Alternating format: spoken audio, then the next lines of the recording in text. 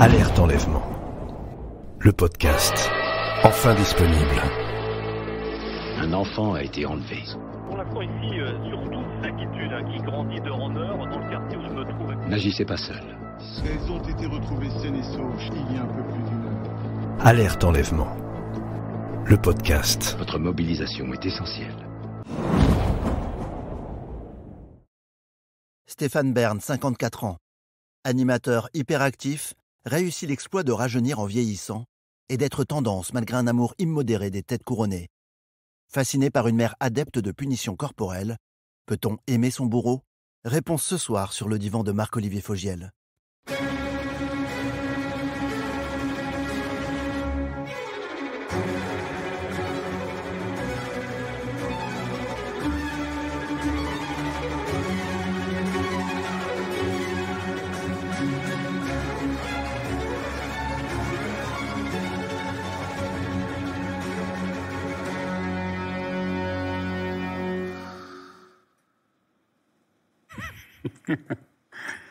Autant de temps que vous voudrez. J'ai autant de temps que vous voudrez. Non, je suis disponible, là, profitez-en. Bonsoir Stéphane Bern. Bonsoir Marc-Olivier Fogiel. Merci d'être là sur ce divan. La question a un sens, on va le comprendre ce soir, parce que vous êtes certainement l'un des invités qui a été le plus dur à installer sur ce divan, parce qu'il fallait se glisser dans votre emploi du temps de ministre. Oui, parce que j'ai plein de choses à faire en réalité. Et je vous aime beaucoup, mais j'avais pas envie de venir. Puis voilà, je sais pas dire non, c'est mon problème dans la vie. Donc je dis oui, je remplis l'agenda, mais je dis oui à tout le monde. Et résultat, les journées, eh bien, elles sont très remplies. Elles commencent très tôt et elles finissent très tard. D'ailleurs, vous êtes partout à la télévision, tous les matins à la radio sur RTL. Vous êtes en presse écrite, notamment dans Le Figaro. Pourquoi vous n'aviez pas envie ce soir de vous poser sur le divan, Stéphane? Parce que je pense que parler de soi, d'abord, c'est presque une perte de temps. Et puis peut-être j'ai pas envie de me poser les questions que vous allez me poser. On n'a pas forcément envie d'être confronté à ses propres contradictions, qui sont nombreuses. Donc l'idée de vous avoir en face, Nicolas Ferraro va vous mettre face à vous-même dans l'écran du divan. À un moment donné, de vous poser... Non, ça c'est très dur. Pourquoi? On est obligé de voir cette tête. Non, parce que je sais, j'ai un problème avec mon image. Voilà, je suis très content que les gens m'aiment bien, mais moi, je suis pas fou de moi. Voilà. Là, votre image, elle est très très loin de celle que vous aviez d'abord installée à la télévision. On va démarrer juste pour le plaisir avec une image des grosses têtes, époque Philippe Bouvard, pour montrer que le Stéphane Bern, finalement, que les gens croient connaître, malgré tout, un de ses traits de caractère principaux, c'est cette façon de rire de lui-même. T'as rien à te reprocher, mon petit Marcel. T'as rien à te reprocher. Je te jure. T'as été parfait, mon petit Marcel. Tiens, c'est ça. Il est en berne, le drapeau. Voilà. Là, t'as été parfait, mon petit Marcel. Hein? T'as rien à te reprocher. T'as été parfait pendant les 20 premières secondes, quoi. Hein? Bon, hein? Les 20 premières secondes, il n'a pas donné de coup. Ah bah oui, justement. Il avait vu que t'avais ta garde bien placée, hein? Mais t'es un boxeur facile, Marcel. Après, t'es devenu nonchalant, voilà. Nonchalant? Ouais. Regarde comme t'es avachi encore maintenant. Non mais sans blague. J'ai très sommeil. Bah oui, t'as très sommeil. Fallait dormir avant. Là, j'ai dormi après. Oh quoi? T'as dormi après? T'as dormi quoi? 1 heure, hein? Et c'est pas en dormant après qu'on se remet en forme. Puis regarde-moi quand je te parle, mon Dieu. C'est difficile. Non, c'est difficile. Alors, c'est vrai en même temps, Stéphane, que vous revenez de loin, entre vos premières apparitions à la télévision, la star médiatique incontournable que vous êtes devenue. Il y a une forme de renaissance, peut-être même un trait sur le passé. Ah mon Dieu, mais comment vous avez trouvé ça? C'est pas bien de faire les poubelles de l'histoire. Mais oui, c'est moi, j'étais comme ça à 20 ans. J'avais 20 ans là. C'est-à-dire qu'à 20 ans, j'étais vieux, et à 40 ans, j'ai essayé d'être jeune. C'est ça. On va s'y replonger dans ce passé. On a pris différentes déclarations que vous avez pu faire ici et là. Une forme d'autoportrait, Stéphane Bern par lui-même. Faut dire que j'avais une tête de premier de la classe, genre tête à gifle. Je suis tellement reconnaissant à ma mère. J'ai vraiment adoré mon bourreau. Mon premier bonheur, c'est mon royaume enchanté à moi, c'est le Luxembourg. Le grand-duc, la grande-duchesse, c'est mon enfance, c'est ma grand-mère, c'est mes grands-parents. Moi, je suis un électron libre et puis ça déplaît à la moitié des gens, mais c'est pas grave. J'ai pas choisi le créneau des Altesses Royales, c'est le créneau qui m'a choisi. Étienne Moujotte me disait « Personne te ressemble et je crois que personne n'a vraiment envie de te ressembler ». Il restera rien de ce que j'ai fait, rien des émissions de télé, rien des émissions de radio. Il restera peut-être chez les bouquinistes, peut-être un livre ou deux. Mais la seule chose qui restera, c'est que j'ai sauvé une charpente qui avait 3 siècles et qui est bonne encore pour 3 siècles maintenant parce qu'elle a été bien rénovée.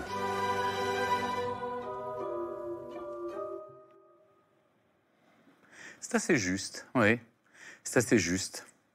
Il y a plein de choses dans ce qui est dit là, mais c'est assez vrai. C'est compliqué de savoir qui on est, d'où on vient. On fait avec tout ce qu'on nous a donné. Parfois, les parents vous aident, parfois, ils ne vous aident pas. Et il faut se débrouiller. Mais on essaye de se construire soi-même. Oui, personne n'a envie de me ressembler. C'est que je me suis dit, ce que les autres te reprochent, cultive-le, parce que c'est toi, disait Cocteau. Et c'est assez juste. J'ai pris toute... Ça explique l'autodérision. Je me suis souvent dit, mais au fond, j'étais toujours moqué dans la cour de récréation. Je jouais pas au foot. J'étais pas le garçon avec qui on venait naturellement à la cour de récré pour jouer. À la maison, on m'aidait pas non plus. Quand j'étais enfant, à table, on me disait « tais-toi » parce qu'on me prenait vraiment pour le débile de la famille. Et donc, je me taisais, mais en même temps, je me suis construit un univers. Et cet univers, évidemment, était peuplé d'un monde enchanté, voilà. Alors cet univers, on va le découvrir ensemble, et c'est pour essayer de mieux comprendre cette suractivité. Rien qu'en ce moment, vous avez 4 émissions régulières sur France 2, des émissions événementielles, une quotidienne sur RTL. Vous êtes rédacteur en chef adjoint à Madame Figaro. Vous avez collaboré à plus de 43 livres.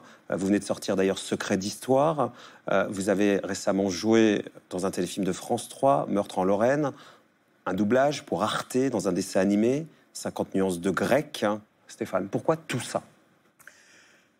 Pourquoi tout ça ? Pas simplement pour ne pas dire non, évidemment. Il y a déjà, parce qu'on me propose des choses sympathiques. Si ça m'amuse, je dis oui. Au point de ne plus savoir où on habite et de plus avoir une seconde à soi. C'est la conséquence. Stéphane, vous savez bien qu'il y a forcément quelque chose derrière. Patrice Carmousse, par exemple, avec qui vous travaillez à RTL, nous a dit « Stéphane est addict au travail et pour moi, c'est évidemment une fuite en avant. Le refus d'être confronté à soi-même. Parce que naturellement, quand on arrête de travailler, on se voit. Même quand il est en vacances, il écrit des livres. Il n'a pas de vraie famille, pas d'enfants. Le fait de multiplier les activités lui permet de ne pas se poser de questions. » C'est assez juste, sauf sur la dernière phrase. C'est-à-dire, je me pose les questions. Je me pose les bonnes questions. Mais ma réponse à moi, c'est peut-être cette fuite en avant, le fait de remplir ma vie de passion. C'est-à-dire que j'ai une chance dans la vie, c'est que je suis passionné. Il n'a pas tort, Patrice Carmousse. Fuite en avant, refus d'être confronté à soi-même. Oui, j'ai pas envie de me poser... si, je me pose des questions, mais j'ai pas envie de trouver la réponse, qui est de dire mais après tout, je suis passé à côté de ma vie, et qu'importe. Comment ça, je suis passé à côté de ma vie, Stéphane, pour vous ? C'est-à-dire à côté de la vie telle que vous l'imaginez, ou telle que beaucoup de gens se l'imaginent. Beaucoup de gens pensent que la vie, ça doit être un équilibre entre son travail, sa vie personnelle. Moi, ma vie personnelle m'intéresse moins que ma vie professionnelle. Quand toute la journée, vous rencontrez des gens passionnants, mais même le public, quand toute la journée, vous êtes sur le chemin des villages de France, vous rencontrez des gens qui ont une telle chaleur humaine. Après, vous rentrez chez vous et vous vous dites, mais c'est leur vie qui m'intéresse, pas la mienne. Quand vous dites, je rentre chez moi et c'est leur vie qui m'intéresse, pas la mienne, vous auriez eu la possibilité de construire quelque chose chez vous qui vous aurait intéressé. Peut-être, oui, mais ça ne s'est pas produit.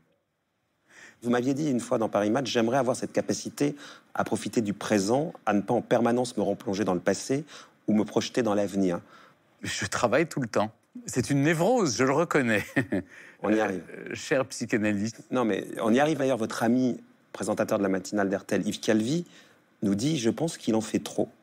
Je lui souhaiterais de pouvoir s'arrêter. La qualité de son travail n'est pas altérée, mais je sais qu'il existe des moments de paix et de simplicité que je lui souhaite pouvoir conquérir à nouveau. » Non, franchement, les autres projettent sur moi peut-être une idée de sacrifice. Enfin, pas de sacrifice, mais l'idée que c'est dur. Mais non, c'est pas dur. Moi, je le vis très bien. Pour nous parler de qui vous êtes, de cette suractivité, mais dont vous parlez très bien, on a demandé à votre assistante, votre amie, Ségolène Danton, d'être avec nous. Bonsoir Ségolène. Bonsoir. Vous connaissez Stéphane depuis des années. Vous êtes donc son assistante.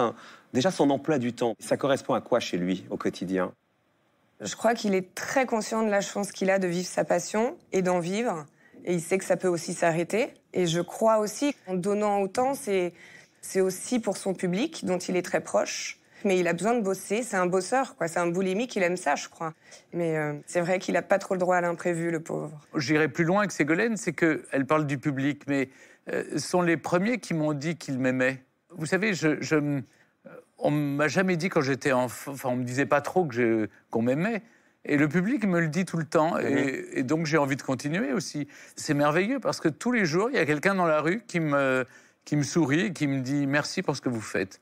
Et rien que pour cette personne que je remercie, eh bien je continue. Et cette personne dont vous parlez, qui vous dit c'est formidable ce que vous faites Stéphane, elle ne vous empêche pas d'avoir une personne à la maison avec qui vous pourriez construire autre chose, une sphère intime? Oui, c'est pas faux. C'est pas faux. Peut-être que j'ai pas laissé la porte ouverte. C'est peut-être moi qui n'ai pas ouvert la porte. Pourquoi? Parce que tout vous paraît fade. Vous avez la chance de rencontrer toute la journée des gens passionnants. Vous imaginez, vous rentrez chez vous et c'est... forcément, la vie est moins intense, c'est moins passionnant, c'est moins... Ça finit toujours par passe-moi le sel, vous voyez. Donc, Et vous culpabilisez pas, vous, Ségolène, de temps en temps, de lui remplir son emploi du temps comme ça, puisque ça va forcément empiéter sur une vie privée qu'il n'arrive pas forcément à bien construire? Oui, mais je suis persuadée, par contre, que le jour où il rencontrera la bonne personne, il sera capable de le faire. Peut-être que c'est juste aussi qu'il n'a pas encore rencontré la bonne. C'est tout. Non, elle me connaît bien. Elle voit bien que j'aime ce que je fais. Et pardon, mais dans ma vie personnelle, si j'ai eu une parenthèse dans ma vie personnelle où j'étais très heureux et où j'étais très équilibré, etc. Et puis les choses ne durent pas forcément. Hein. Alors là où Ségolène a raison, c'est qu'il n'y a pas de moment pour l'imprévu. Vous voyez, par exemple, je me dis s'il arrive quelque chose à un proche, eh bien, comment je fais? Vous voyez ce que je veux dire tout d'un coup? Quand la vie se rappelle à vous tout d'un coup. Patrice Carmouze nous a dit « Je n'ai jamais vu rater le fou du roi RTL. Je l'ai vu malade, aller aux toilettes pendant les pubs, oui, mais vrai. assuré. Un de ses traits principaux, c'est le sens du devoir. Ça vient directement de son rapport à sa mère, qui lui donnait de l'amour que s'il avait tout bien fait, ce qui n'arrivait jamais. » On va parler de ça, on va remercier Ségolène. Merci beaucoup, Ségolène, d'être venue participer à cette émission. Une des clés, c'est quand même ça. Votre mère qui, grosso modo, vous donnait de l'amour que si le travail était fait, il fallait que je fasse ma chambre, mes devoirs, mon piano, avant d'avoir un câlin. L'affection que vous receviez, elle était indexée à la masse de vos devoirs et de votre travail. C'est juste. C'est exactement ça. Mais c'était une femme extraordinaire, par ailleurs. Mais elle était une femme malade, qui était diabétique. Elle est morte des conséquences du diabète le plus dur possible.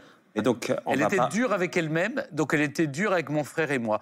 Mon frère, d'abord, était un génie. Il est surdoué. 2 ans d'avance, le bac à 15 ans, Polytechnique à 17. Vous voyez déjà le tableau. Donc forcément, moi, je passais à côté. J'avais l'impression d'être le débile de la famille. Imaginez, ma mère allait voir les profs. Ils disaient, Stéphane, bon élève. Mais enfin, vous savez, madame, ça ne vaudra jamais son frère. Toute mon enfance, j'ai entendu ça. Toute mon enfance. J'avais 1 an de différence avec mon frère. Mais il y avait 3 classes à l'école de différence, puisqu'il avait 2 ans d'avance. Donc pas du tout le même rapport aux études. J'arrivais pas en maths, j'étais très nul en maths. Il me faisait les devoirs, en échange de quoi je lui faisais son lit. Vous voyez, on faisait du troc. Mais c'est vrai que ma mère parlait avec son fils aîné comme avec un adulte. Et moi, elle me parlait comme si j'étais le pauvre débile à qui il faut tout expliquer. Et donc, j'ai commencé à grossir à partir du moment où j'étais privé de dessert. J'ai pas souvenir d'un dîner où j'étais pas puni, privé de dessert. Et donc, pourquoi vous grossissiez, Stéphane? Parce que j'allais à la boulangerie après, avec mon argent de poche, je dépensais tout pour acheter des desserts. J'ai toujours adoré ça, évidemment. On voit bien que tout s'est cristallisé à l'enfance. Vous êtes né le 14 novembre 63 à Lyon. Votre père Louis est dans le pétrole. Votre mère Mélita, née Schlanger, traductrice, interprète dans une entreprise industrielle. Elle parlait 7 langues. C'est un peu dur, les malheurs, quand même. Hein. Oh, c'est très en deçà de ce que vous avez déjà pu dire. Non, mais j'étais pas malheureux. Vous savez, il y a ce qu'on vit et il y a la manière dont on le vit. Souvent, j'en ai discuté, même ces dernières années, avec mon père, parce qu'il me dit, oui, tu racontes toujours que tu as été un enfant martyr. Bon, j'ai été battu. Je ne me souviens pas d'une journée où je n'ai pas reçu une gifle. Oui, c'est vrai, mais je les méritais. Mais moi, je me suis toujours dit, ah ben moi, on ne m'aura pas. Moi, je ne vais pas me laisser faire, je suis blindé à l'intérieur. Et j'ai développé une force. Vous savez, à partir du moment où on vous oblige au silence, déjà à table, vous n'avez pas le droit à la parole, vous développez votre imaginaire. Mes parents étaient très affectueux, mais ne le montraient pas. C'est assez différent. Encore une fois, c'est une question de perception. Mais la tendresse, que vous n'avez pas trouvée... Quand vous ne savez pas ce que c'est, ça ne peut pas vous manquer. Je me souviens, j'allais me jeter dans les bras de ma mère et elle me disait « Oh, écoute, Stéphane, pas d'épanchement. » Et vous faites tout pour mériter l'amour de votre mère. Elle vous dit tu auras un câlin si tu as fait tes devoirs, si tu as fait ceci, si tu as fait cela. Donc vous faites tout bien. Enfin, vous essayez de faire bien. Sauf que vous, ça réussit moins que votre frère. Donc forcément, le câlin, vous ne l'avez pas. Mais je vais vous raconter une chose, mais je sais que... c'est pour ça que mon père déteste que je raconte ça, parce qu'il passe encore pour un bourreau. On nous donnait des notes tous les jours. Il y avait un cahier dans lequel on notait les enfants sur leur conduite. Et en fonction de nos notes de conduite, on avait notre argent de poche. Moi, je devais de l'argent. Je ne sais pas comment vous dire. Là, vous en rigolez, Stéphane. Oui, est-ce qu'à un moment donné, le petit garçon que vous étiez, avec un frère imposant qui, lui, avait beaucoup d'argent, puisqu'il était sage, il avait des bonnes notes, vous n'aviez pas de câlin quand même, hein. Ah non, vous avez de l'argent de poche, mais pas de câlin, oui. Et ce manque de câlin, posez-vous là-dessus 30 secondes. Vous savez, encore une fois, pardon de vous le dire, mais ce que vous ne connaissez pas ne peut pas vous manquer. En revanche, j'ai découvert très vite que j'avais une grand-mère très affectueuse. Et du coup, j'ai éprouvé le plaisir et le désir d'aller le plus souvent possible chez ma grand-mère. J'avais une grand-mère merveilleuse qui venait à Paris nous voir de temps en temps. Donc vous avez bien vu que les câlins existaient chez votre grand-mère et qu'ils n'existaient pas chez votre mère. Donc oui, mais j'excusais ma mère. Vous savez, j'ai toujours trouvé des excuses à ma mère, parce que d'abord, c'était une femme que j'adorais. On peut aimer son bourreau aussi, hein. Et c'était une femme extraordinaire, mais vraiment qui sortait de l'ordinaire. Vous dites je l'adorais, est-ce que vous l'haïssiez aussi? Non, je n'ai jamais détesté mes parents. Jamais. J'ai eu plus de problèmes avec mon père d'ailleurs, mais dans l'inconscient. J'ai tué plus facilement mon père que je n'ai... Non, ma mère, je lui trouvais toutes les excuses. Mon père s'est jamais remarié, il s'est jamais remis d'ailleurs de la disparition de ma mère. Moi-même, j'ai eu du mal à me...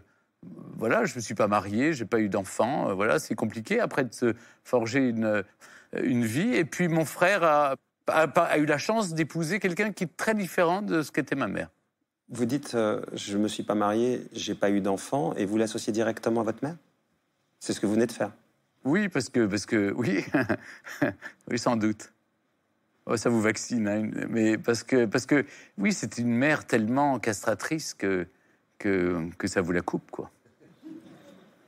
Je vois pas d'autres explications. C'est comme ça, en tout cas, que c'est une mère tellement puissante, tellement à la fois lumineuse et en même temps très... Elle mangeait ses enfants. Enfin, mon frère s'en est sorti. Moi, j'étais trop inféodé à elle. Je voulais tellement qu'elle me regarde, qu'elle me parle, qu'elle m'aime, qu'elle me dise c'est bien. Mais vous pouvez pas savoir. J'en ris aujourd'hui. Elle vous l'a dit des fois? C'est bien? Non. Elle me l'a dit à la fin de sa vie, oui, elle me l'a dit. Elle me l'a dit. Oui, à la fin. À la fin de sa vie, vous avez quel âge? À la fin de sa vie, j'étais très proche. Mais j'avais 25 ans. Hein. À 25 ans, elle vous a dit... Elle est morte, elle avait 53 ans, donc elle était très jeune. Mais elle me l'a dit, oui. Elle m'a dit que... Elle était contente de voir que... Parce que j'entendais mes parents en permanence dire, mais un peu comme ce que Michel Drucker avait entendu, qu'est-ce qu'on va faire du petit? Je les entendais entre eux parler. Ils disaient, mais on peut rien en faire, il est trop bête. Donc, vous savez, vous entendez ça, vous vous dites, mais non, je ne crois pas, ils sont en train de parler de moi. Et donc, ou ça vous tue, ou au contraire, moi je me disais, ah, ils ne savent pas ce qu'ils vont faire de moi. Eh bien, ils vont voir. Un jour, ils verront. Et puis, vous savez, vous ne posez pas de questions, vous aimez vos parents. Et ils m'ont donné le plus beau cadeau qui soit, c'est qu'ils ont fait de moi ce que je suis. C'est-à-dire qu'ils m'ont donné d'abord le goût de la culture, le goût de la lecture, une éducation très stricte. À plus de 50 ans, est-ce que vous troqueriez un peu de votre bonne manière contre de la tendresse et de l'affection? C'est là que vous avez pensé que je suis un grand malade, mais non. C'est-à-dire que pour rien au monde, je changerais. Pour rien au monde, Sur les fléaux de la balance, ça s'équilibre vraiment bien. Ça s'équilibre. Ça s'équilibre. Honnêtement, ils m'ont donné le meilleur passeport pour la vie. Ils m'ont appris une chose, étant enfant, c'est à me comporter bien avec tout le monde. J'ai appris à pouvoir me sentir à l'aise à la fois chez la reine d'Angleterre et en même temps, je traite ma boulangère comme si c'était la reine d'Angleterre. J'ai simplement le souvenir que, c'est horrible à dire, quand j'allais dans la famille paternelle, je vomissais dans la voiture. Et quand j'allais dans ma famille maternelle, je renaissais. C'est-à-dire que si le Luxembourg est devenu mon royaume enchanté, c'est parce qu'en allant voir mes grands-parents maternels, là c'est sur le perron de la maison de famille à Luxembourg, et je retrouvais le sourire, je retrouvais le bonheur. Alors on va partir au Luxembourg dans un instant chez vos grands-parents maternels, mais on va d'abord voir comment votre père, lui, parle de vous. Il l'a fait chez Mireille Dumas et comment il raconte le petit Stéphane.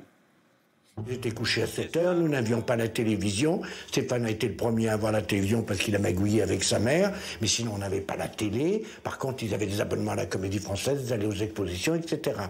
Bon, et puis c'était strict, à table, c'est pas comme c'est aujourd'hui. Enfin bon, Stéphane dit de temps en temps qu'il a reçu une éducation prussienne. Il y a du vrai. Ils ont été dressés, il fallait qu'ils rangent, leur chambre était rangée. Bon, c'était un peu germanisant. Finalement, quand il est né, quand il était petit, il était rebelle. On avait plus de soucis avec lui qu'avec son frère. Il était capable de faire 3 fautes d'orthographe dans un mot de 5 lettres. Presque exprès. Alors que nous, l'orthographe... Et finalement, par ses propres moyens, en se poussant, avec du courage, etc., il est arrivé où il est. C'est quand même formidable. Il y a une forme de fierté chez votre père. Oui, oui, absolument. Je ne pense pas que je faisais des fautes d'orthographe exprès. J'étais rebelle à tout. Et puis tout d'un coup, la lecture est arrivée dans ma vie. J'ai commencé à lire énormément et donc à avoir une orthographe à peu près convenable. Non, mais il y a eu... c'est drôle de revoir des photos où, là, sur ces images, évidemment, j'étais très proche de mes parents. J'essaye d'expliquer les traumatismes d'aujourd'hui, enfin, ou les traumatismes que vous voyez, par cette éducation prussienne. C'est vrai que c'était prussien. Enfin, les gens n'imaginent pas. Il y avait le martinet était à portée de main, quand même. Ça rigolait pas tous les jours. Mais vous avez donc trouvé du réconfort chez vos grands-parents maternels. On a bien compris que c'était là le refuge, au Luxembourg. Oui, parce que j'avais une vraie complicité avec ma grand-mère qui me présentait à tout le monde au Luxembourg en disant « Celui-là, c'est mon petit-fils préféré ». Donc c'était horrible pour les autres, mais j'étais tellement heureux qu'elle le dise, je me disais « Elle m'aime ». C'est ça, elle-même. Fils préféré, c'était peut-être le frère aîné à la maison. Le petit-fils préféré, c'était Stéphane. Oui, exactement.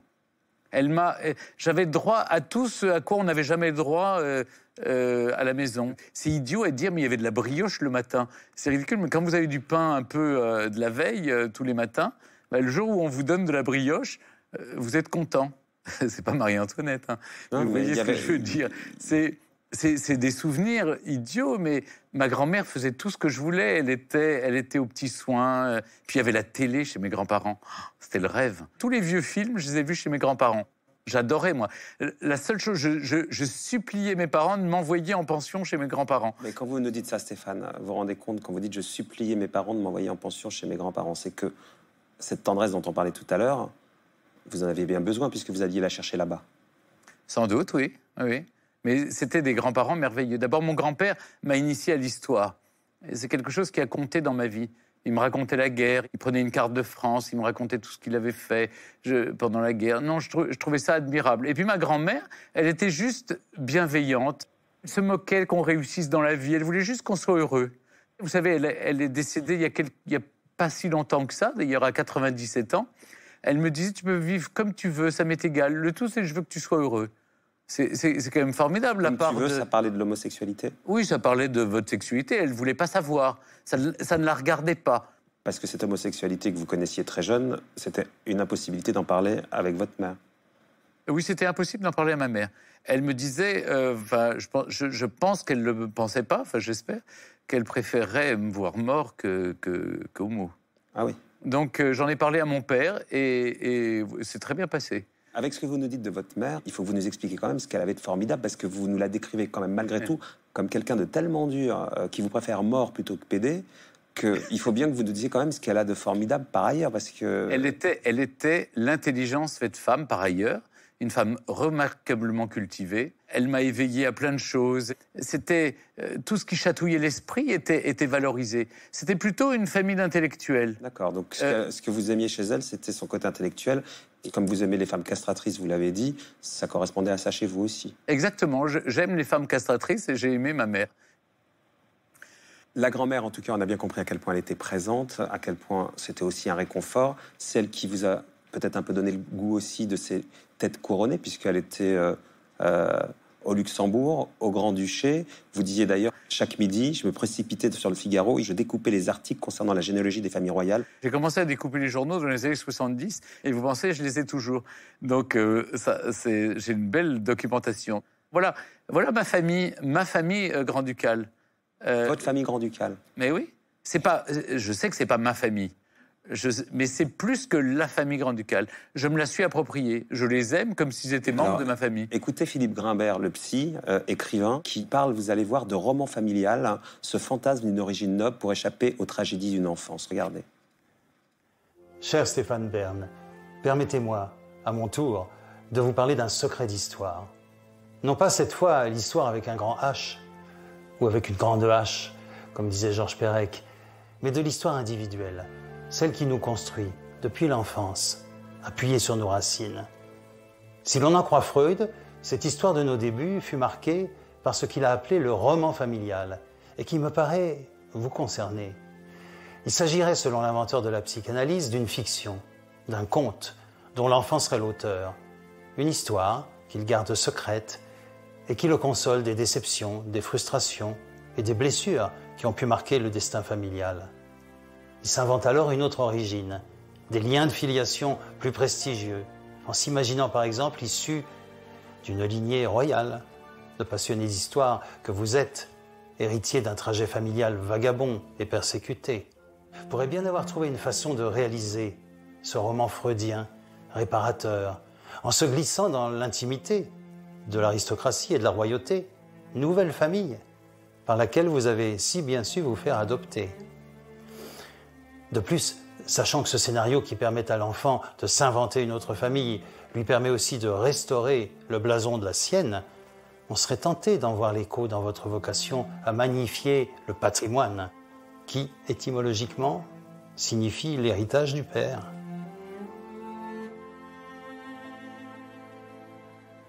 C'est assez juste. Il y a une chose que je corrigerais simplement, je nuancerais plutôt. C'est que je n'ai jamais eu aucun fantasme nobiliaire. C'est qu'à aucun moment, dans mon esprit, j'ai pensé que j'appartenais à ce monde-là. La seule chose, c'est que j'ai fait un transfert affectif. Un transfert affectif, d'accord. J'ai fait un transfert. Je les ai considérés comme une famille refuge, en quelque sorte. Et prêt à aller se faire trouer la peau pour eux. Bon, ils ne me le demandent pas, hein, en même temps.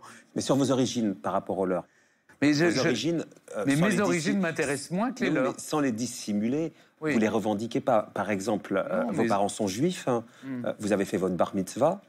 Aujourd'hui, c'est quelque chose, sans dire que vous l'avez occulté, mais vous le mettez de côté. J'ai toujours détesté ça quand j'étais enfant. On m'a forcé à tout cela.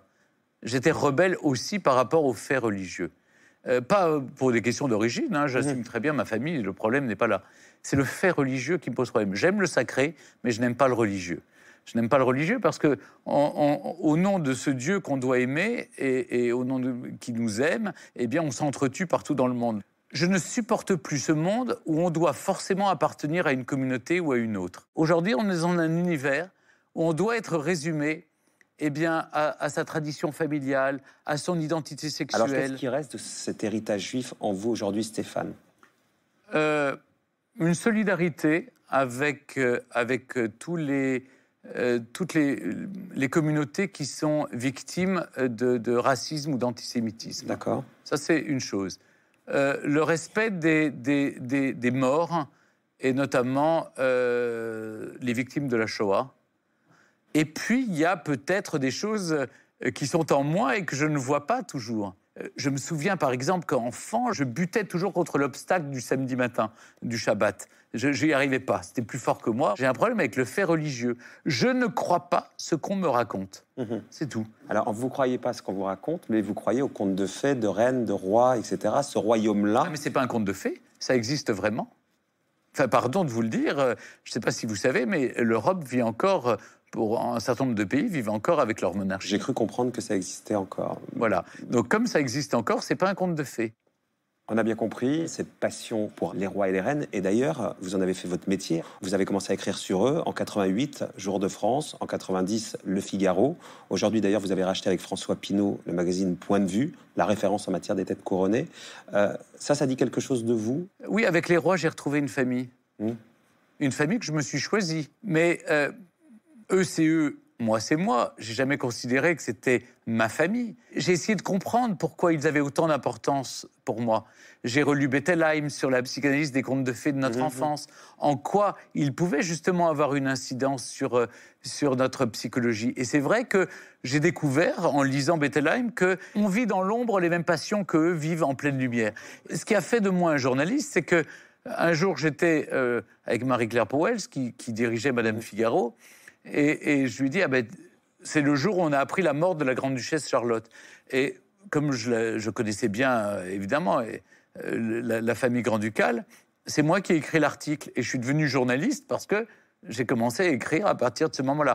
Donc oui, j'ai écrit à Madame Figaro mon premier article le 10 juillet 1985. C'est pas d'hier, hein. Et voilà les images Luxembourg. Du Luxembourg. Le salon des rois au palais grand-ducal. À laquelle vous n'appartenez pas, mais... Mais mes grands-parents, vous savez, m'ont entretenu dans ce mythe. Parce que vous savez, ces images, par exemple, on les voyait à la télévision. C'est drôle, on voit Pierre Werner, l'ancien Premier ministre, avec le grand-duc Jean, ça c'est date des années 70. Et l'actuel grand-duc est à droite. Et j'adore revoir ces images. On regardait ça le dimanche en famille. Ça s'appelait Aïelai Kukelai. Et puis quand après, par la suite... J'ai eu la chance d'être le premier à interviewer le grand-duc et la grande-duchesse et être reçu par eux régulièrement. Ma grand-mère, elle était folle de bonheur. J'allais la voir ensuite. Je lui faisais sa semaine. Vous voyez, elle était en sa maison de retraite. Mais vous savez, mon grand-père m'a envoyé pendant 20 ans, toutes les semaines, 3 cartes postales représentant la famille grand-ducale. Vous imaginez, ça forme quand même. C'est-à-dire, les seules photos de famille, c'est les photos de la famille grand-ducale. J'ai moins de photos de ma propre famille. J'ai surtout des photos avec ma grand-mère. Ça veut dire qu'à la disparition de cette grand-mère, ça a été pour vous l'un de vos traumatismes principaux dans votre vie? Je dirais pas ça, parce que, vous savez, j'ai parlé à ma grand-mère quelques jours avant sa mort, et elle m'a dit c'est bon maintenant, moi j'ai assez. D'accord. Mais vous savez... C'est bien le seul sujet qui peut encore me troubler. Elle est là tous les jours. Là, je la vois en photo, mais elle m'accompagne tous les jours. Elle était là, en tout cas, quand vous avez commencé à la télévision, et vous n'aviez pas le même look. C'était en 1997, regardez, dans Saga, le Stéphane Bern de l'époque.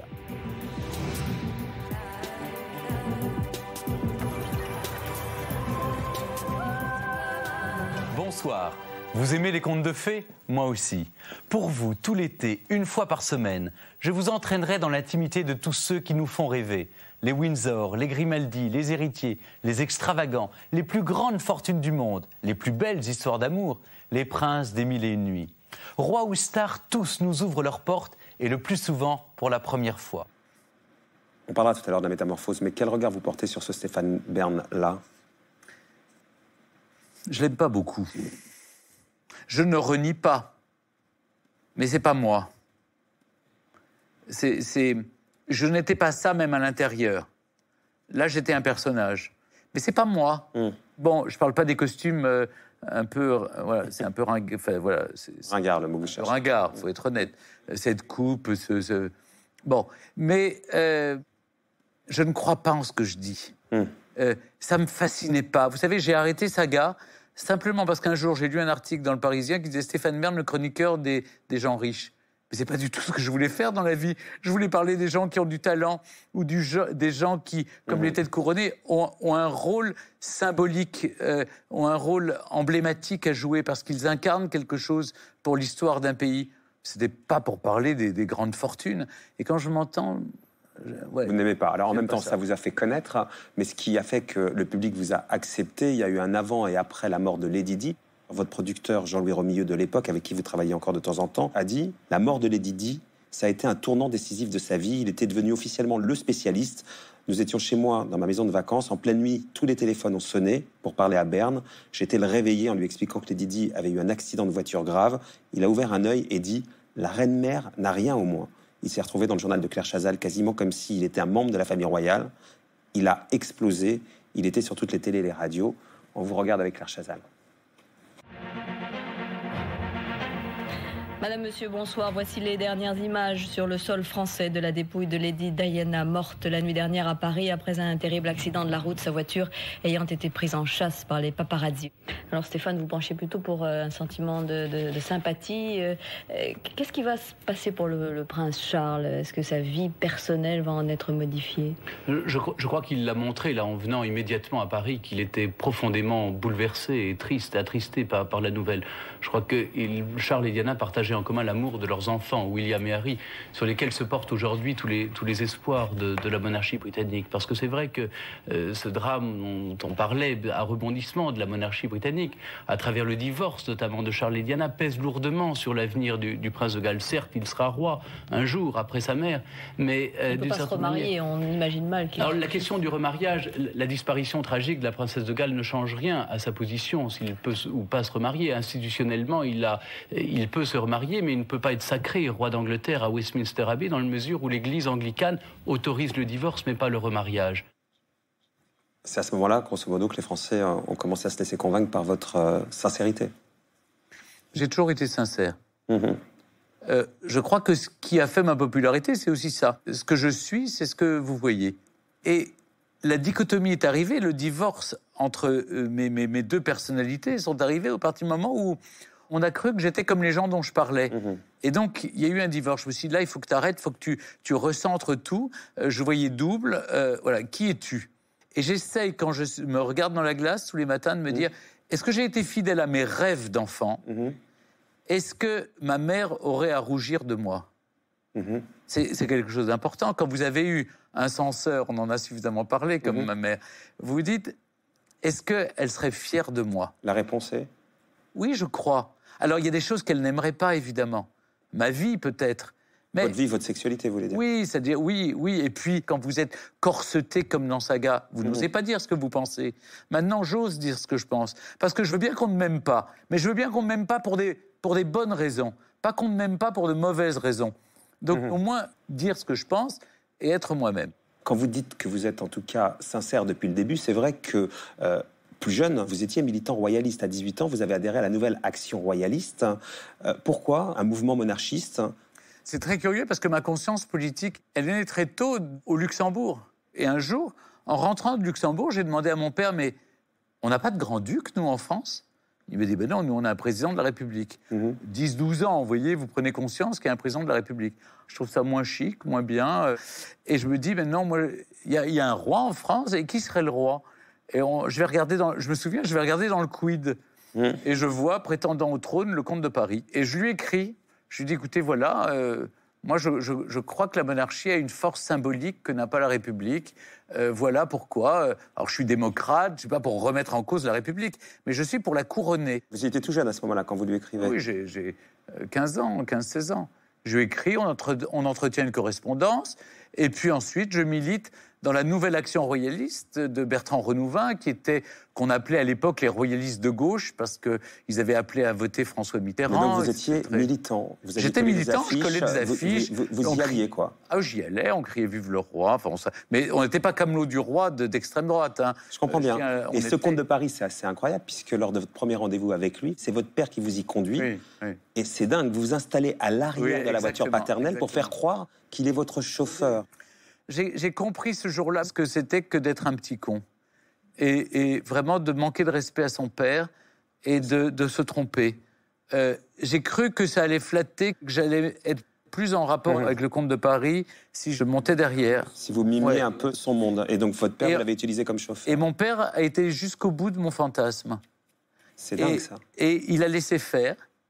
Il n'a rien dit. Et de moi-même, j'ai compris. Le Comte de Paris avec lequel vous avez donc j'ai travaillé pendant quelques années. J'étais une groupie, une midinette. C'est vrai qu'il y avait en moi une soif d'être admis et donc d'épouser tout. Alors sans doute ai-je voulu rejeter mes origines et être dans la norme. À ce moment-là, vous disiez ça. Vous savez, c'est une histoire d'amour avec le Comte de Paris. Une véritable histoire d'amour. Qui s'est mal terminée. Qui s'est mal terminée. Et maintenant, avec le recul du temps, je bénis cette expérience incroyable. Et c'est lui qui m'a dit, mais Stéphane, vous écrivez bien. Écrivez. Vous avez pénétré dans la famille de France. Est-ce que vous diriez, comme Libération à l'époque, il se croit admis dans le cercle, il n'est en fait qu'un valet gagé?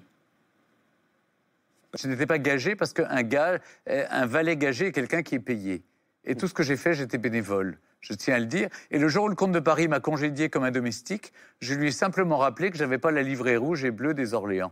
Et qu'on ne me congédiait pas comme un domestique, que s'il n'avait plus envie de mes services, très bien, mais que moi, j'avais fait tout ça bénévolement. Mais vous aviez été humilié, Stéphane, est-ce que vous étiez humilié quand vous avez été chassé de ce monde, puisqu'en fait, dans le Figaro, vous aviez fait un article sur la dilapidation par le comte de Paris de son héritage, donc vous aviez provoqué la mort du père, d'une certaine manière. Mais comment vous avez vécu, à ce moment-là, le fait d'être répudié? Il m'en a voulu d'une chose, c'est que moi, je suis peut-être groupie, mais je n'aime pas le mensonge et je n'aime pas qu'on travestisse la vérité. Et quand j'ai estimé à un moment donné, et vous parlez des articles que j'écrivais, je faisais mon métier de journaliste, des articles dans la presse sur la dilapidation de la fortune des Orléans et comment il a ruiné sa famille, j'ai fait mon travail. Vous êtes dit quoi à ce moment-là? Vous étiez humilié? Vous êtes dit, j'appartiendrai jamais à ce monde? Je l'avais compris bien avant que je n'appartiendrai jamais à ce monde. Mon erreur, peut-être qui a duré quelques semaines, peut-être quelques années, c'est d'avoir cru que vous pourriez vous faire admettre par ce monde. Vous avez dit vous-même, scellé comme la comtesse de Paris a pu m'humilier, me faisant lever de table parce qu'elle estimait que j'étais trop bien placé, par exemple. Oui, c'est arrivé. Ces choses-là sont arrivées.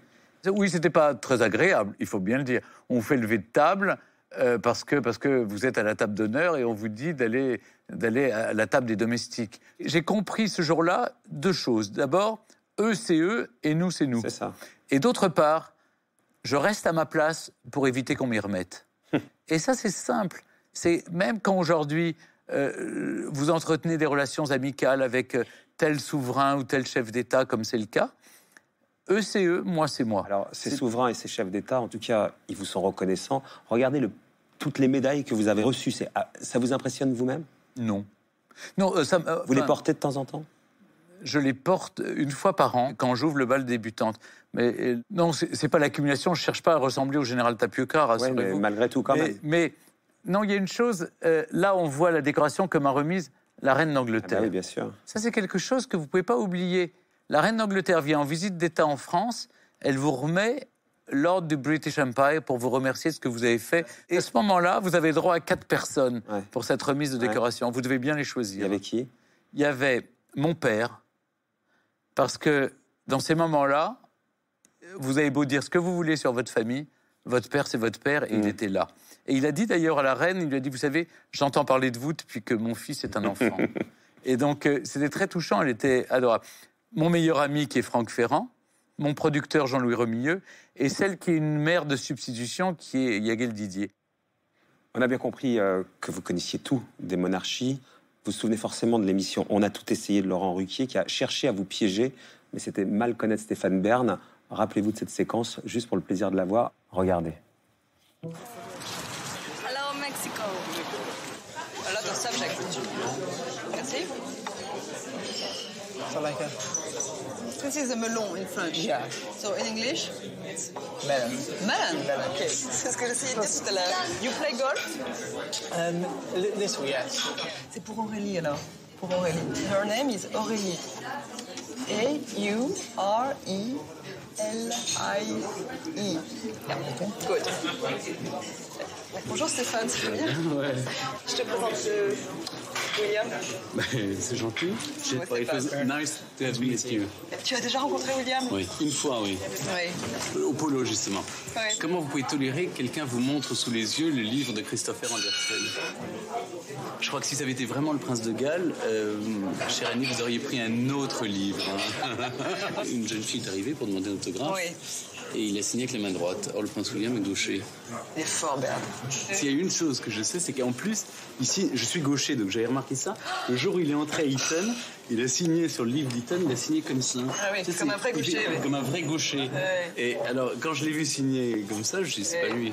Et si, le doute, c'est les gardes du corps. Parce que franchement, je me dis, si c'est vraiment un sosie, il n'y a pas besoin de garde du corps. Ah oui.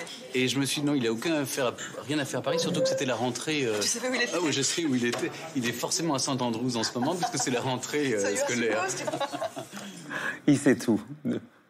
J'ai pas de mérite, là. Hein. Non, C'est mon métier. Mais vous savez, au début, les monarchies, c'était un sujet de fascination, qui est devenu un sujet d'intérêt à la fois intellectuel, symbolique aussi. Parce que ce qui me fascine toujours chez eux, c'est que ils représentent ici et maintenant une histoire qui a plusieurs siècles ou un millénaire. Et ça, je trouve que c'est intéressant, alors qu'on n'a plus de boussole. Vous venez de dire à Stéphane, je m'identifiais à eux. Vous n'avez plus tellement besoin de vous identifier à eux d'ailleurs, puisque aujourd'hui, vous êtes devenu un homme de pouvoir, et notamment à travers cette mission pour le patrimoine que vous avez acceptée en septembre 2007. Emmanuel Macron donc vous charge de cette mission, identifier le patrimoine en péril, et puis la recherche des solutions pour assurer le financement. Au début, il y a eu des réticences très compliquées. Patrice Carmouche nous a dit... Il a pris des coups directement, des attaques sur sa légitimité quand il est entré en politique. C'est un monde dur, moins feutré que les médias. Ça a été très rude pour lui, alors que dans les médias, il a toujours réussi à ne pas être trop atteint. Ça glissait toujours un peu sur lui. Mais là, dans la politique, il souffre. Il s'est quand même interrogé pour savoir s'il allait continuer ou pas. Votre ami Patrick Bourg nous a dit également, c'est un monde vraiment dur. Il en a pris vraiment plein la gueule. Pour moi, c'est que des emmerdes. Je le dis de ne pas rester là-dedans.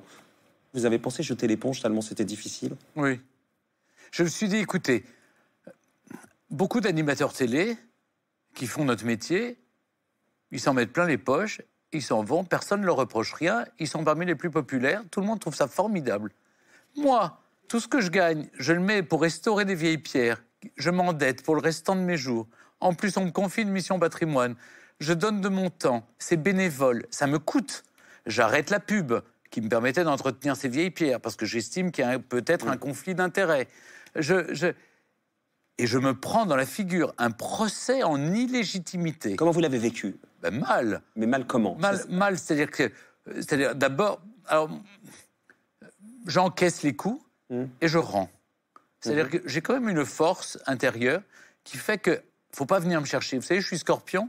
Faut pas venir m'emmerder sous la pierre sur laquelle je me suis réfugié, parce que là, je peux taper fort. Mais c'est vrai que la politique, c'est dur, et je ne suis pas armé pour cela, parce que je ne suis pas un homme politique, je ne veux pas l'être, je n'appartiens pas à la politique. Mais ça vous a dégoûté un peu de ce monde-là? Ça m'a dégoûté un peu. C'est-à-dire qu'en fait, vous n'avez pas les mêmes objectifs. Moi, mon objectif, peut-être naïf, mais en tout cas sincère, c'est de servir mon pays. On a cette chance en France d'avoir ce patrimoine incroyable, cette richesse intellectuelle. Merci la France. Je vais tout donner à la France. Tout, c'est-à-dire... J'ai tout légué déjà de mon vivant en faveur d'une fondation qui va tout rendre à mon pays. Donc tout après tout ce que vous avez gagné, tout ce que j'ai gagné appartiendra. Les Français pourront en profiter. Vous avez préféré laisser à la France plutôt qu'à votre famille? Mais évidemment, ma famille, c'est les Français. Donc, on a bien compris. Mais vous avez quand même des neveux, des nièces, etc. J'ai des neveux, des nièces qui se débrouillent très bien dans la vie, ils n'auront pas besoin de moi, et d'ailleurs, ils m'ont jamais rien demandé. Donc, en tout cas, vous dites, on n'a pas tous les mêmes intérêts. Ce monde politique, c'est définitivement pas le mien, puisque c'est un intérêt d'égo. C'est ça que vous êtes en train de dire. C'est des intérêts d'égo. Ils sont là. Et vous savez, ils ne veulent pas faire, mais ils ne veulent pas que vous fassiez à leur place. Ben, c'est quand même incroyable. Je suis nommé pour une mission patrimoine bien particulière, pour aider, venir en support, mais pas me substituer. Vous l'avez dit, tout d'un coup, les fusils sont sortis. Vous l'avez dit au président Macron? Oui, je lui ai dit que c'était pas facile. Alors lui m'a dit après, il m'a dit, je savais que tu t'en prendrais plein la figure. J'osais pas te le dire. Donc oui, il pensait que... Alors, vous savez, on croit toujours que sa notoriété ou que sa popularité, c'est un bouclier. Non, c'est pas un bouclier. Aujourd'hui, tout le monde revendique le succès du loto de patrimoine, tant mieux. Mais prenez vraiment, édifiez des statues à votre gloire. Ce loto du patrimoine, Stéphane, ça a été l'idée clé. Hein. On achète des tickets assez chers à 15 € et on a une chance sur 3 de gagner. Et ça a beaucoup remporté, 15 millions d'euros déjà récoltés. J'imagine que pour vous, le petit garçon que vous êtes encore quelque part, c'est pas rien. Petit garçon, vous disiez, dès qu'il y avait une ruine sur le chemin des vacances, j'ordonnais à la 404 familiale de s'arrêter. C'est vrai. Ça fait écho à ça. Oui, bien sûr. J'aime ces vieilles pierres, elles me parlent. Quand les langues se taisent, vous savez, les pierres parlent encore. Je crois à... elles racontent notre histoire. Un peuple qui ne sait pas d'où il vient ne sait pas où il va. Et je pense que ça crée à la fois de la convivialité dans les villages, ça redonne de l'économie dans les territoires. Et puis surtout, ça donne c'est nos racines, c'est l'identité de la France. Et le seul qui a compris ce discours, c'est le président Macron. Alors, il l'a compris quand il n'était pas encore président, puisqu'on a eu de longues conversations sur le patrimoine. Là-dessus, il est président, il m'appelle, il me fait venir et il me dit est-ce que tu accepterais toutes les idées dont tu m'as parlé il y a quelques années, est-ce que tu accepterais de les mettre en place? Je dis bien sûr.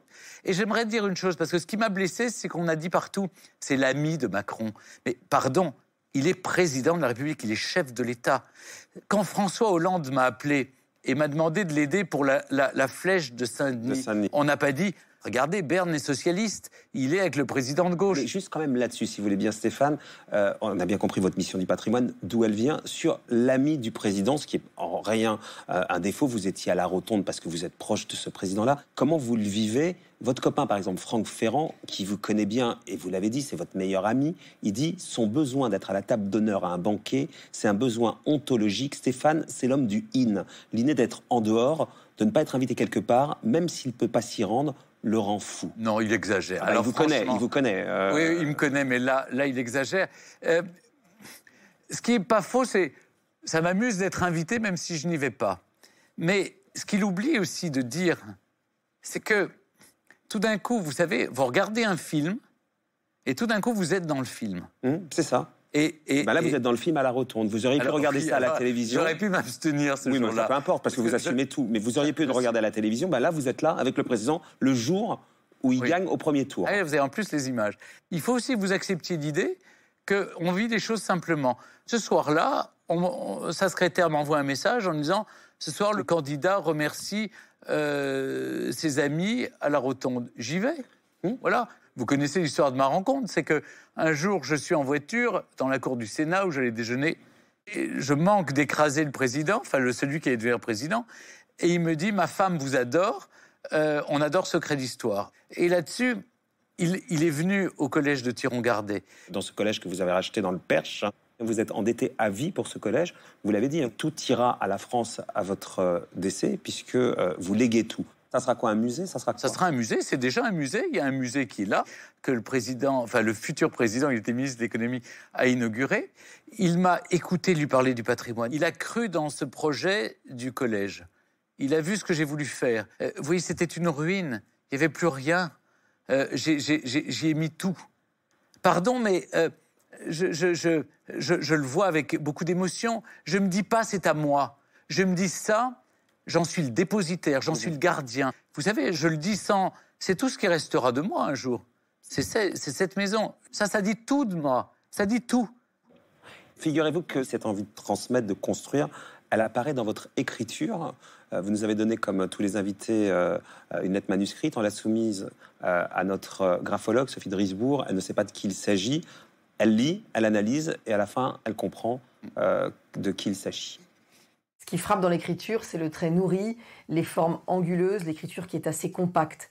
Donc c'est quelqu'un qui a un fort besoin de contrôler, qui n'aime pas forcément avoir tort. Il y a une très forte intensité émotionnelle dans l'écriture. Le trait qui est noir, nourri, assez pâteux, il y a une charge émotionnelle qui est lourde. Et en fait, il essaye de s'en détacher, il essaye de montrer à l'extérieur autre chose. Il est courtois, il est élégant, mais en même temps, il est anxieux. Finalement, ce qui est important pour lui, c'est de garder le cap, c'est de construire. La verticalité, la densité et l'angulosité de l'écriture, ça parle aussi d'un homme assez constant, assez régulier. Et quand il peut voir finalement l'aboutissement de ce qu'il a mis en œuvre, ça vient nourrir sa confiance en lui et ça vient alléger finalement le poids de ses émotions. C'est quelqu'un d'assez perfectionniste qui va jusqu'au bout et qui a probablement un grand sens du devoir et le sens de ses engagements. On peut compter sur lui. Il y a quelque chose de fiable, de solide et de construit dans l'écriture. Il aurait pu faire probablement un bon architecte.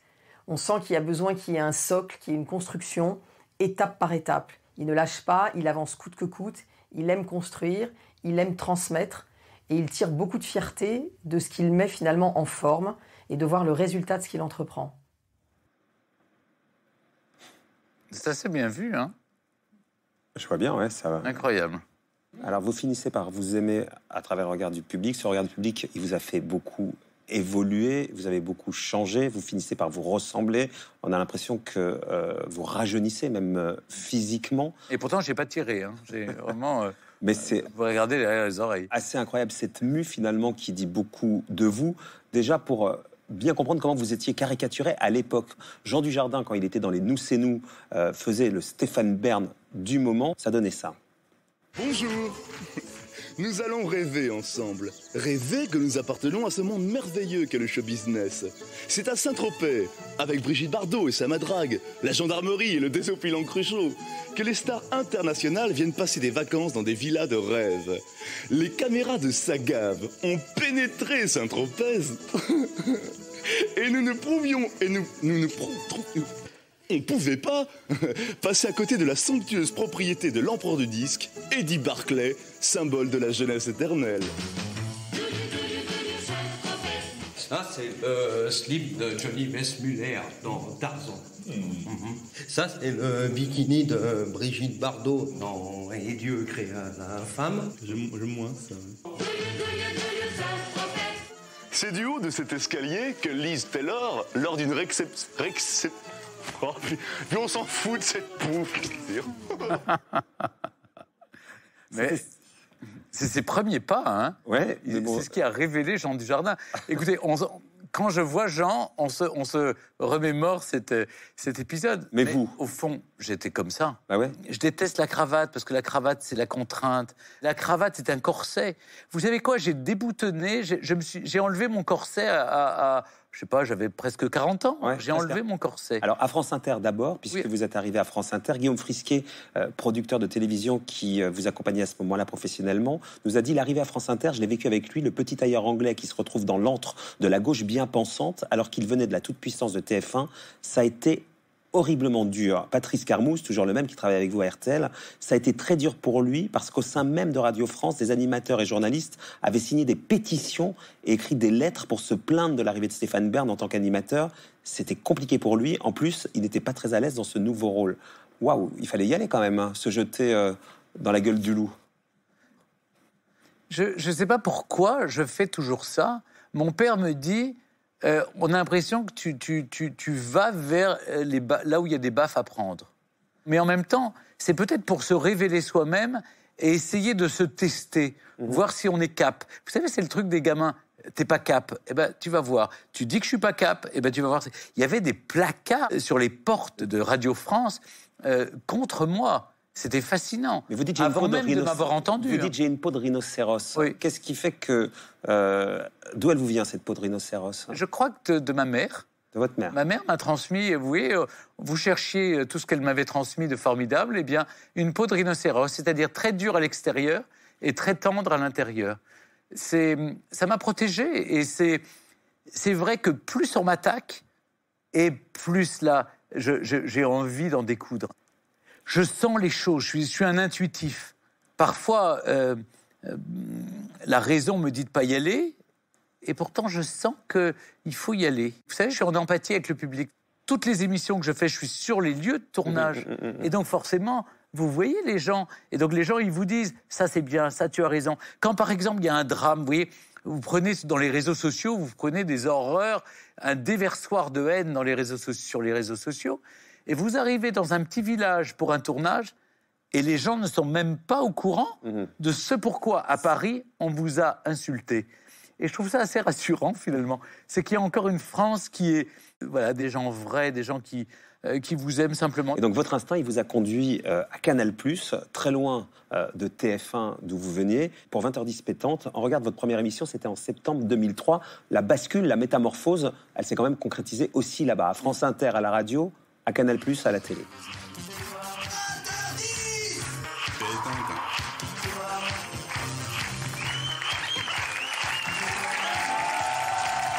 Réglez vos montres, il est 20h10 pétante. Bienvenue donc sur 20h10 pétante, votre nouvelle émission quotidienne. Merci d'être à l'heure, Ariel. Je voudrais que vous disiez tout simplement « tu » à Jack. Oh, j'ai aucun problème. J'aimerais qu'en vous prenant la main, tous les deux... Si.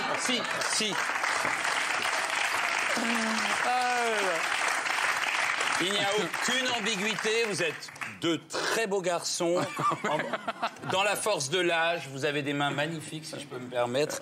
J'aime beaucoup votre manucure, que je connais personnellement. Prenez-vous juste la mimine comme ça et lâchez ce mot « tu ». Tu, mais ça veut rien dire tu. Bon, alors, cher Jacques, tu es gentil d'être venu, voilà. C'est la fête!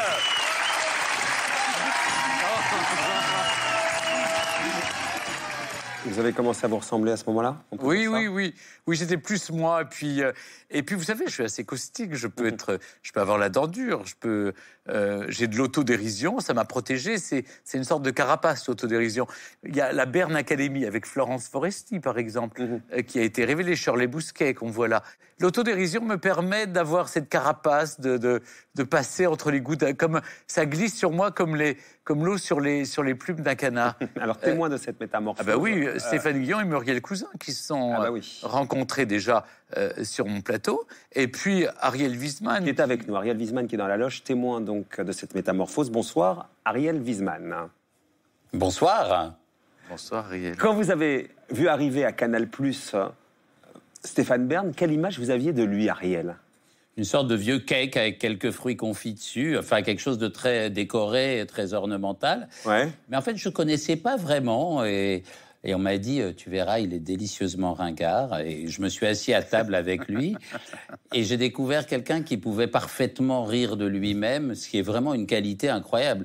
Et donc, évidemment, il y a une pulsion sadomaso qui s'établit. On va de plus en plus loin et on se rend compte que ça rit toujours. La première réaction, ou la deuxième, ça a été la surprise. C'était pas celui que vous croyiez. Exactement, parce que moi je pensais à quelqu'un qui était complètement claquemuré dans une espèce de côté rétro et aussi tous les complexes que peuvent avoir les animateurs de télévision. Bon, et finalement c'était juste quelqu'un d'extrêmement ouvert et qui aimait qu'on se foute un peu de sa gueule. Et non seulement en dehors du plateau, mais sur le plateau aussi. Et donc, ça a pu créer des situations, une liberté qui a été très bénéfique pour l'émission. Et puis moi, j'ai adoré faire ça avec lui. Et les gens de Canal, ça donnait quoi ?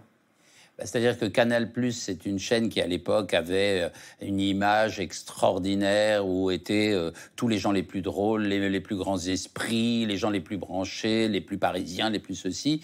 Mais en réalité, c'était aussi une oligarchie avec une certaine orthodoxie et des gens qui attendaient leur heure toujours. Et donc, Stéphane Bern, au milieu de ça, d'un seul coup, c'était un peu le chien dans un jeu de quilles. Et on disait, mais qu'est-ce qu'il fout là, quand même ? C'est inadmissible. Et moi, j'y voyais absolument aucun inconvénient. Je trouvais que Stéphane avait parfaitement sa place. En plus, je pense que la production de 20h10 pétante a développé des tas de talents, des tas de modules intéressants depuis, Omar et Fred, De Maison, Foresti, enfin, il y en a plein, Guillon et compagnie. Je veux dire, donc il y avait vraiment de l'innovation. Après, c'est vrai que l'oligarchie Canal+ était toujours un peu en tension avec Stéphane, avec son producteur, et à un moment, il y a eu un désir de mettre autre chose, même si c'est vrai que l'émission fonctionnait très bien. Comment vous l'avez vécu ça, Stéphane ? Simplement, un jour, on nous a dit, voilà, il y a quelqu'un d'autre qui veut votre place, alors vous comprenez, comme il a plus de pouvoir que vous dans la chaîne, il va falloir que vous lui cédiez votre place. C'était qui ? Bon, c'était Michel Denisot. Et voilà, et je suis parti. Mais je suis parti sans regret. Après tout... voilà, c'est la loi du genre. Et je suis arrivé sur le service public et j'y suis très heureux. Ariel, vous nous avez dit en préparant l'émission à l'équipe, Stéphane est un être territorial. Vous voulez dire quoi, territorial ? Non, mais par territorial, enfin, c'était pas un jugement définitif, mais c'est quelqu'un qui sait très bien établir son périmètre, qui sait très bien s'entourer, avoir ses gens et faire s'approprier en quelque sorte l'espace dans lequel il est. Ça veut dire que ça peut être un patron, clairement. Mais oui, c'est absolument. Ça, en fait. Et pour ça, c'est très bien parce que c'est un patron qui laisse les autres être. Moi, j'avais tout à fait toute liberté de faire ce que je voulais. Je n'ai jamais censuré personne. Vous savez, franchement, j'avais 20 ans maintenant que je suis à la radio tous les matins. En 20 ans, les chroniqueurs s'en sont donnés à cœur joie. Ils ont raconté ma vie, ils l'ont inventée, ils ont fantasmé des choses, ils ont pu écrire tout ce qu'ils voulaient. Parfois, vous savez, vous avalez votre salive et vous laissez faire parce que voilà, il faut encaisser les coups. En revanche, avec Ariel, ce qui était merveilleux, c'est qu'Ariel, d'abord, est quelqu'un de très intelligent, mais ça, il n'y a pas besoin de le dire, tout le monde le sait, très cultivé, et je trouve merveilleux de jouer au tennis avec quelqu'un qui est de votre niveau. Et quand vous jouez, quand vous discutez avec quelqu'un qui est brillant, qui aime la philosophie, qui aime les références historiques, les références intellectuelles, les références littéraires, il est tout, c'est une encyclopédie vivante, ce garçon. C'est merveilleux. Et parce qu'on ne remet pas en cause ce qu'il est, il peut se permettre une telle fantaisie. Vous savez, Philippe Bouvard, qui m'a appris une chose, il m'a dit, à défaut d'avoir du talent, entourez-vous de gens qui ont plus de talent que vous. C'est tout à fait vrai ce que tu dis, Stéphane. Et il y a tellement de gens qui font tout à fait le contraire, c'est-à-dire qui prennent des gens un peu comme faire-valoir. C'est en découvrant des gens, en les mettant en valeur et, comme tu le fais, en acceptant tous deux d'une certaine manière. Parce que, par exemple, j'ai le souvenir un jour... tu parlais de la solitaire du Figaro, qui était une course de voile, et j'ai dit, il paraît que c'est votre surnom au Figaro où tu travaillais à l'époque. Et c'est vrai que c'est le genre de truc qui peut mettre mal à l'aise. Ça l'a pas du tout gêné. Il était mort, il a été obligé de s'arrêter tellement ça le faisait rire. Oui. Stéphane, il vit pour aussi les bons mots qui fusent autour de lui. Je comprends. Merci beaucoup, Ariel Wiesman. Merci infiniment. Merci. À ce moment-là, ça correspond évidemment à ce changement de look aussi. On va regarder tous les looks de Stéphane Bern. On peut dire que vous revenez de loin. Vous l'avez dit, j'étais le gendre idéal, et lisse, bien propre sur lui, présentant la vie inoffensive des gens, n'ayant pas de problème. J'étais comme ça fait partie de moi. Ce n'est plus moi. J'étais vieux et moche, on l'a dit. Aujourd'hui, vous aimez physiquement ? Alors oui, enfin, d'abord j'ai accepté l'idée que j'avais pas le choix, qu'il fallait accepter, il fallait vivre avec ce physique. Mais ce qui est bien, vous savez, moi, on m'a jamais aimé pour mon physique, mais plutôt pour ma conversation et ma drôlerie. Donc c'est bon signe, parce que ça vieillit pas. J'ai accepté une chose à 40 ans, je me suis mis nu pour Paris Match. Et ça a été très salvateur pour moi. Bon, ça va, quoi, ça se maintient. Ah plutôt pas mal, ouais. Vous savez, c'est Lucchini qui en parle le mieux. Il dit, Bern, avec le physique qu'il avait, c'était pas gagné. Franchement, vu d'où il vient, c'est presque un miracle qu'il soit comme ça aujourd'hui. C'est vrai, il a raison. Je suis un miracle de la volonté, et puis quelque chose qui est tout à fait, je sais pas comment vous dire, le lâcher-prise. Voilà. Il y a une liberté incroyable. Et cette liberté, cette lâcher-prise, ça doit rimer normalement avec couple, ça, Stéphane. Ça devrait. Alors. Mais je fais peur. Je crois que je fais peur. Je suis pas neutre, vous savez. Écoutez, moi, je suis prêt à toutes les propositions. Pour le moment, j'ai raté. J'ai raté le coche. J'ai fait peur. Ça n'a pas bien marché. C'est pas un chant de ruine. J'ai eu une vie de couple très heureuse. Mais sur le long terme, c'est plus dur. Maintenant, je suis disponible, je suis ouvert, je suis à l'écoute. Franchement, bon courage. Une famille, ça vous manque? Vous voulez pas du tout. Pas du tout, je dois avouer, pas du tout. Je ne me sens pas...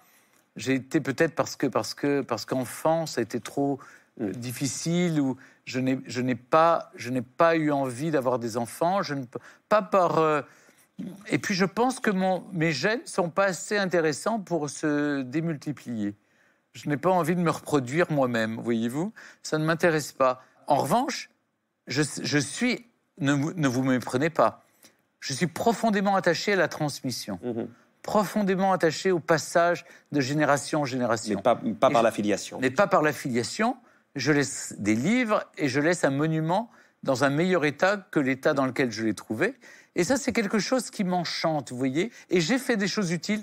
Avec Sloto Patrimoine, on va pouvoir sauver au moins 50 monuments vont être sauvés. Et ça, c'est le petit Stéphane qui aura réussi ça, avec l'aide de tous.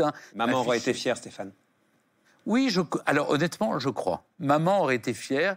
C'est compliqué toujours de tourner autour du pot. Ma mère, pas ma mère. Elle est partout présente chez moi, elle est en photo partout. Elle m'obsède. La nuit, je rêve d'elle, je pense à elle. Je lui parle toutes les nuits. Vous imaginez, je vous avoue que je fais beaucoup de nuits blanches parce qu'une nuit sur deux, c'est ma mère et une nuit sur deux, c'est ma grand-mère. J'ai ces deux femmes qui sont en permanence dans ma vie. Peut-être elles se battent à travers moi. L'une, c'est la tendresse, l'autre, c'est le devoir. Voilà, je suis trimballé entre l'amour et cette utilité que je veux absolument avoir dans ma vie. Mais bon an, mal an, vous savez quoi? Ça me rend profondément heureux. Ah voilà, c'est le mot de la fin. On va débriefer, Stéphane. On va débriefer? Rapidement. Ah, ça bouge. Ah, je vous vois maintenant. Pour quelqu'un qui ne voulait pas faire l'émission, vous êtes raconté généreusement. Je sais pas, j'ai honte maintenant d'avoir dit tout ça. Bah, j'ai découvert plein de choses, ne serait-ce que ce que vous venez de dire. J'ai l'impression d'être tout nu devant le médecin, mais qu'il y a plein de gens qui regardent. Ces nuits blanches entre votre mère et votre grand-mère, ça résume l'ensemble de tout ce qu'on s'est dit finalement. Je crois qu'on peut tout résumer là-dedans. C'est vrai. Mais ça, je pensais pas le dire un jour, mais personne. Jusqu'à présent, personne ne le savait. Bah maintenant, tout le monde le saura. Tout le monde le saura. mais vous savez, je me réveille moins fatigué qu'avant de me coucher, parce que c'est formidable. Ça vous permet de garder le cap. Ces deux femmes qui sont comme ça, comme des ancrages et qui vous guident. On peut dire que vous êtes apaisé? Oui, plutôt. Merci de nous avoir raconté tout ça. Je précise, parmi tous les livres que vous avez sortis, le dernier, Secret d'Histoire, le numéro 8, donc. Et je vous laisse terminer. Pour vivre heureux. Pour vivre heureux. Il faut terminer. Pour vivre heureux, il faut vivre ses passions et vivre de ses passions. Si tu as un rêve, accroche-toi à ton rêve. Pour vivre heureux, accroche-toi à ton rêve. Merci Stéphane Bern. Merci beaucoup. Merci beaucoup. Wow.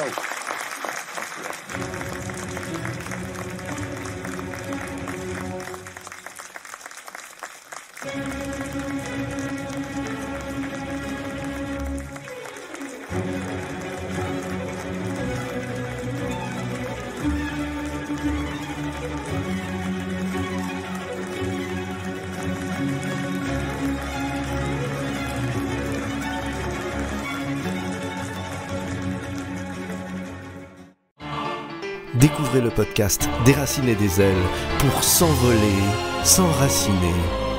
Déraciner des ailes, le podcast, disponible sur toutes les plateformes.